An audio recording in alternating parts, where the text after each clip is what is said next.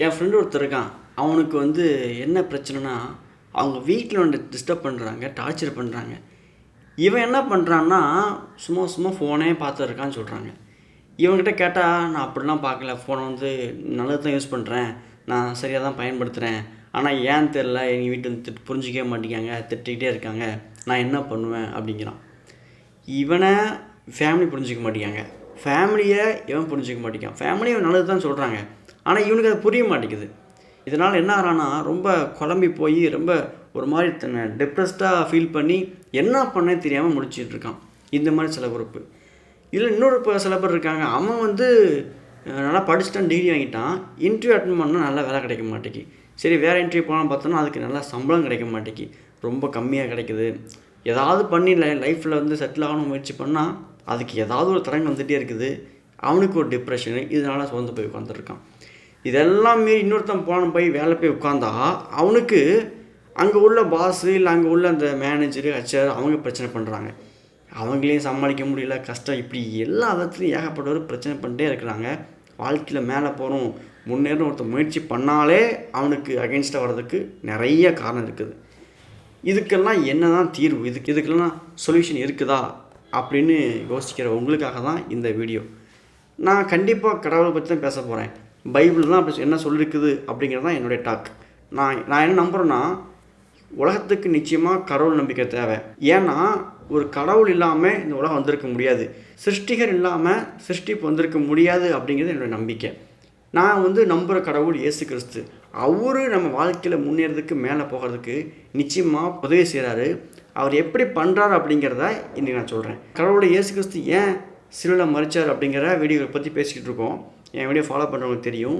இன்றைக்கி ஏன் மரிச்சார் அப்படிங்கிற காரியத்தை குறித்து ஒரு வசனம் பேசுகிறேன். ரோமர் 8ஆம் அதிகாரம் 34ஆம் வசனம் இருக்குது. ஒரு ரொம்ப அருமையான வசனம். நான் படிக்க பாருங்களேன். ஆக்கினைக்குள்ளாக தீர்க்கிறவன் யார்? கிறிஸ்துவே மரித்தவர், அவரே எழுந்தும் இருக்கிறவர், அவரே தேவனுடைய வலது பரஸ்திலும் இருக்கிறவர், நமக்காக வேண்டுதல் செய்கிறவரும் அவரே.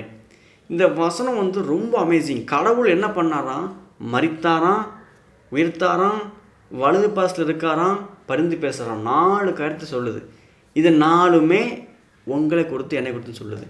இது ஏதோ கடவுள் சும்மா ஏதோ வந்தார் போனார் அப்படி கிடையாது. நம்ம ஃபேஸ் பண்ணுற ஒவ்வொரு ப்ராப்ளத்துக்கும் சொல்யூஷனாக தான் ஆண்டதெல்லாம் பண்ணியிருக்காரு. ஏன்னா அந்த வசனம் முதல்ல ஆரம்பிக்கும் போதே ஆக்கினைக்குள்ளாக தீர்க்கிறவன் யார் ஆரம்பிக்கு. அதுக்கு என்ன அர்த்தம் தெரியுமா? உன்னை யார் குற்றப்படுத்த முடியும்? உன்னை யார் நீ குற்றவாளி, நீ நீதிவான் கிடையாது, நீ பாவி அப்படின்னு சொல்லிட்டு உன்னை கீழே தள்ளி போக வைக்க முடியும்? ஏன்னா கிறிஸ்துவே மரித்தவர் கனெக்ட் பண்ணுறாரு. தமிழில் கனெக்ட் இல்லாமல் இருக்குது. ஆனால் நான் சொல்கிறேன், இயேசு கிறிஸ்து உனக்காக மரிச்சிருக்காரு. நீ என்னைக்கு இயேசு ஏற்றுக்கொண்டியோ அன்னைக்கே தேவனுடைய பிள்ளை ஆகிட்ட. நீ பாவங்கிற ஒரு காலத்தில் மாட்டிக்கிட்டு இருந்த. நான் பாவம்னு சொல்லும்போது மூளை பார்த்து சொல்கிறேன். நம்ம இன்றைக்கி பண்ணுற தவறுகள், சில நேரங்களில் தப்பு பண்ணுறோமே, அதெல்லாம் பாவ செயல்கள். நான் சொல்கிறது பாவங்கிற சக்தி. ஆதாம் கடவுள்கிட்ட சொன்னார் இல்லையா, ஆதாம்கிட்ட நீ இந்த பழத்தை சாப்பிடக்கூடாது சொன்ன உடனே போய் சாப்பிட்டான். அப்போ என்ன சொல்கிறான்னா, கடவுளையே புறக்கணிச்சு தள்ளினான், கடவுளை வேண்டான்னு வெறுத்து தள்ளினான். அதுதான் பாவம். அந்த பாவம் ஆதாமுடைய ஜென்ரேஷன் நம்ம எல்லாருக்குள்ளேயுமே இருக்குது. நம்ம எல்லாமே பாவத்தில் பிறந்தவங்க. இந்த பாவத்துலேருந்து விடுவிக்கிறதுக்காகத்தான் இயேசு கிறிஸ்து சிலுவையில் இந்த பாவத்துக்கான பெனால்ட்டியை தன்னுடைய மரணத்தின் மூலமாக கொடுத்து நம்மளெல்லாம் பாவிங்க ஸ்தானத்துலேருந்து நீதிமானாக மாற்றிட்டார். இதெல்லாம் குறித்து போன வழியில் பேசியிருக்கிறேன், போய் பாருங்கள். சரி, இப்போ நீதிமானாக மாற்றுறதுனால உன்னை யாருமே ஆக்கினைக்குள்ளாக தீர்க்க முடியாது, யாருமே உன்னைய குற்றப்படுத்த முடியாது. நீதிமானம் ஆகிட்டான் அப்படின்னா நீதிமான் பனையை போல செழிப்பான் இருக்குது. அதாவது நல்ல வாழ்க்கை வாழுவான். அப்போ நீதிமான் தான் நீங்கள் இருக்கும்போது யாருமே உங்களை ஆக்கினைக்குள்ளாக தீர்க்க முடியாது. அப்புறம் ஏன் நமக்கு இப்படிலாம் நடக்குது? ஏன்னா நமக்கு இந்த காரியத்தை கொடுத்த ஒரு வெளிச்சம் இல்லை. நம்ம லைஃப்பில் எனக்காக இயேசு என்ன பண்ணிருக்காரு அப்படிங்கிறத இன்னும் முழுசாக பார்க்கல. இயேசுவே உனக்காக மரிச்சிருக்காரு நான் சொல்கிறேன், கடவுள் உனக்காக மரிச்சார் நான் சொல்கிறேன். ஆனால் பிரச்சனை தான் பெருசாக தெரியுது. மரிச்சார் மட்டும் கிடையாது, 2வது பாயிண்ட்டு உயிர் தெழுந்தும் இருக்கிறார். அதாவது அவர் மரித்து என்ன பண்ணுறார் அப்படிங்கிறத வெற்றியினுடைய அடையாளம் தான் உயிர் தெழுந்தார். உயிர் தெழுந்து என்ன காமிக்காரன்? நான் செய்ய வேண்டிய வேலை செஞ்சு முடிச்சிட்டேன், இன்றைக்கி அவனுக்காக உயிர் எழுந்திருக்கேன் அப்படின்னு வேதம் சொல்லுது. தேவனுடைய நீதி சரிகட்டப்பட்டு விட்டது அப்படின்னு ஒரு நிரூபிக்கப்பட்டது தான் இயேசு கிறிஸ்துவுடைய உயிர்த்தெழுதல். அது உனக்காக எனக்காக இந்த பூமியில் உனக்காக மரிச்சார். மரித்து அவளை முடிஞ்சு போயிருந்தாருன்னா அவரும் இன்னொரு மனுஷமாக இருந்திருக்கலாம். உயிர்த்தெழுந்தது மூலமாக அவர் கடவுள் நிரூபிக்காரு. அப்போ எனக்காக மரிச்சவர் கடவுள், அவர் எனக்காக உயிர்த்தெழுந்தும் இருக்காரு அப்படி நிப்பாட்டியிருந்தால் கூட நீ யோசிக்கலாம். அடுத்த வார்த்தை, தேவனுடைய பிதாவினுடைய வலது பாரசத்தில் வீற்றிருக்கிறார்.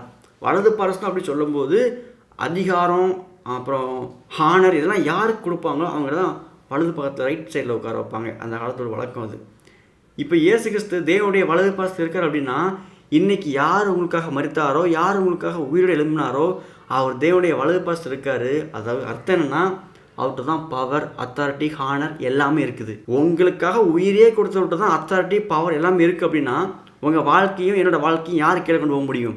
யார் உங்களை கீழே தள்ளி விட முடியும்? யார் உங்களை குற்றப்படுத்த முடியும்? யார் உங்களை நீ மோசமானவன், நீ மேலே வரமாட்டேன்னு சொல்ல முடியும்? அவர் வலது பாசத்தில் இருக்கார், வெற்றி பெற்றவராக இருக்கார். அந்த வெற்றி நமக்கும் கொடுத்துருக்காரு. அதோடு முடிச்சுனா கூட பரவாயில்ல. நானாக தான் ஒன்று சொல்கிறாரு, கிறிஸ்துவே நமக்காக பரிந்து பேசுகிறவராக இருக்கார். எல்லாத்தையும் செஞ்சு முடித்த கடவுள், உயிர்த்தெழுந்த கடவுள், மரித்த கடவுள், உயிர்த்தெழுந்த ஒரு அதிகாரத்தையும் வல்லமையும் பெற்றுக்கொண்டு வலது பாசத்தில் இருக்கிற அந்த கடவுள் இன்றைக்கி இந்த வீடியோ பார்த்துட்டு இருக்கிற உங்களுக்காகவும் இது பேசிக்கிட்டு இருக்கிற எனக்காகவும் பரிந்து பேசுகிறாராம். பிகாஸ் நமக்காக, நம்மளுடைய நன்மைக்காக, நம்ம லைஃப்பில் ஃபேஸ் பண்ணுற எல்லா ப்ராப்ளத்துலேருந்தும் மீட்டு நல்லா வாழறதுக்கு நமக்காக பரிந்து பேசுகிற கடவுள் இருக்கார்.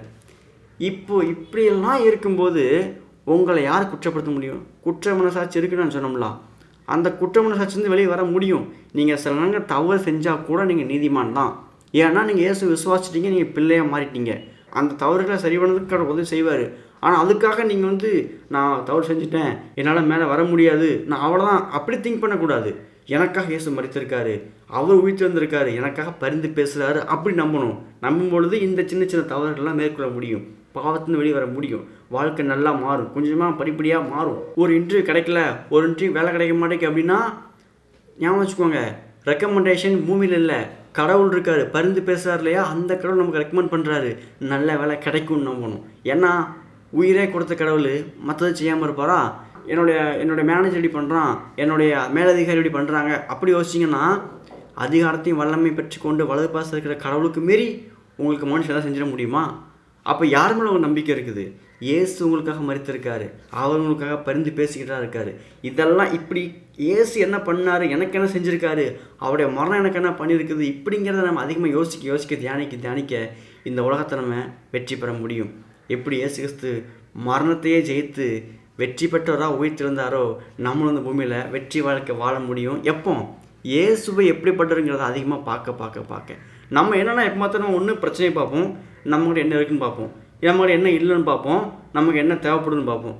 இதெல்லாம் விட்டுட்டு எல்லாற்றுக்கும் மேலாக என்னோட தேவையான கடவுளை பார்க்கும்போது இந்த எல்லா காரியமும் நிச்சயமாக மாறும். கடவுளை ஃபோக்கஸ் பண்ணணும். கடவுளை ஃபோக்கஸ் பண்ணி வாழ்க்கையை அடுத்த வைக்கும்போது டோர்ஸ் ஓப்பன் ஆகும், புதிய காரியங்கள் வெளிப்படும். அது மூலமாக நம்ம வாழ்க்கை மாறும். நம்மளுடைய குற்ற மனசாட்சி இல்லாமல் சந்தோஷமான வாழ்க்கை, ஹாப்பியான வாழ்க்கை, நல்ல வேலையில் நிச்சயமாக கர்த்தர்களை கொண்டு போய் சேர்ப்பார். இந்த வீடியோ கர்த்தர் உங்களுக்கு பேச சொல்லியிருக்காரு நம்புகிறேன். அதனால தான் உங்களை இந்த வீடியோ பார்க்க வச்சுருக்காரு. கடவுள் உங்களோட இருக்காரு. தொடர்ந்து முயற்சி பண்ணுங்கள். God bless you. பாய்.